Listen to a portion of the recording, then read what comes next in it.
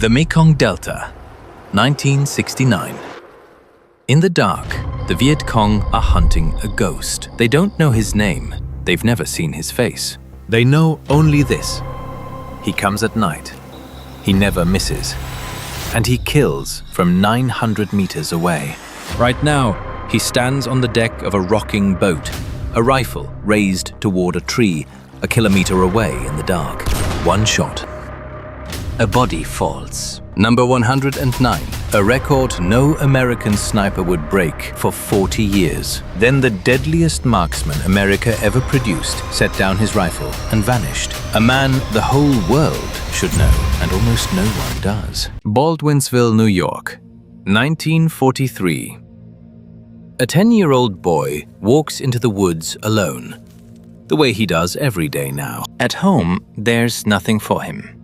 His parents split when he was 7. His mother remarried a man he comes to despise, so he vanishes into the trees. Out here, he learns 2 things. First, how to be still. To crouch for hours without moving, without a sound, until he's just another part of the forest. Second, how to speak their language. He mimics the animals, every call, perfectly, until the woods forget he's there. A lonely, unhappy boy is quietly building the exact mind of a killer, and he has no idea. Years later, he'll call it the loneliest time of his life. It's also where he learned to shoot. At 20, he trades the woods for the sea. But the woods never leave him, and one day, on a dark river, it will all come due. 1965. After 12 years at sea, Sergeant Waldron takes his discharge and walks back into civilian life. It does not fit him. For 3 years, he drifts. No woods, no mission, no stillness to vanish into. Then, in 1968, with Vietnam tearing itself apart, he does something almost no one his age does. At 35, he enlists in the army. 35.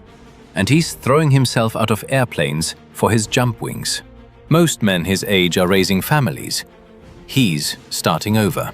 In Vietnam, they put him through an 18-day sniper school, a new program built by the 9th Division to turn marksmen into ghosts. And here the army discovers what a lonely boy in the New York woods learned 25 years earlier.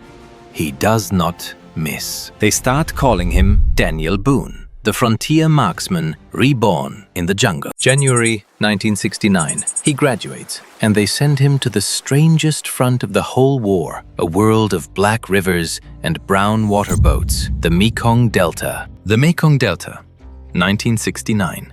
A drowned world of rivers and rice, the strangest war in Vietnam, fought from boats in the dark. This is where they put their new sniper, and here he becomes something else. His M21 is semi-automatic, not the bolt action the Marines carry. He can fire again in a heartbeat. He rarely needs to. On top of it, a starlight scope that turns night into green daylight, and a suppressor so complete no one can tell where his shots come from. So he hunts in the dark, silent, invisible, killing from distances that shouldn't be possible. To the Viet Cong, it makes no sense.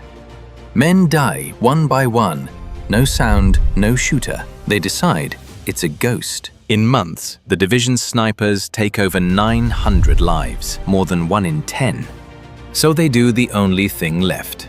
They put a price on his head. A hidden sniper fires on the boat from shore. Everyone else scrambles for cover. Waldron finds him in a coconut tree over 900 meters away and kills him. 109 confirmed, a record that stands for over 40 years. The deadliest marksman America ever produced, and almost no one knows his name. But there's a side of Waldron the ghost stories miss, because up close, the invisible killer kept doing something strange.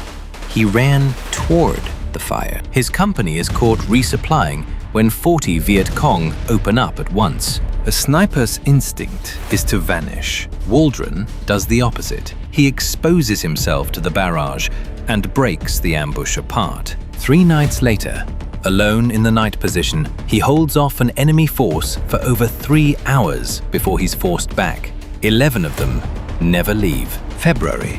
He breaks an assault on a friendly unit by racing between positions, firing from each, so the enemy thinks a platoon is on them. It's one man. Then a rocket team lining up on the riverboats, gone. Then a full company attack, shattered. For all of it, the army gives him the Distinguished Service Cross, its second highest award for valor. Then, weeks later, a second one. The ghost who protected his own is now the most wanted man on the river. July 1969. Waldron comes home, the deadliest sniper in American history. And then he does the last thing anyone expects. Nothing. No book, no interviews, no medals worn in public. The army makes him an instructor, and within a year, he leaves that too. The man who was a ghost to the enemy becomes a ghost to everyone else. He goes to work for Mitchell Werbel, an ex-OSS man, an arms dealer, a mercenary. Werbel's company had built the very suppressor Waldron carried in the Delta, so the ghost went to work for the man who made his silence, teaching others on a private paramilitary farm to do what he had done. The shadows suited him, but they cost him. One marriage failed, then another, and his trail simply goes cold. The people who try to follow him lose the thread. There's barely a photograph, and some aren't even sure which face is his. On October 18th, 1995, in California,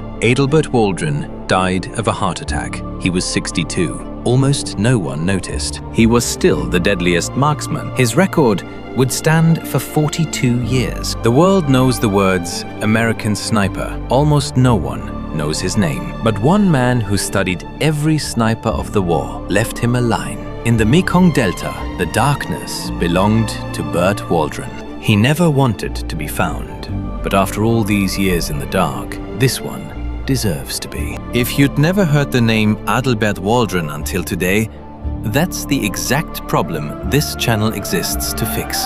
So do him one favor.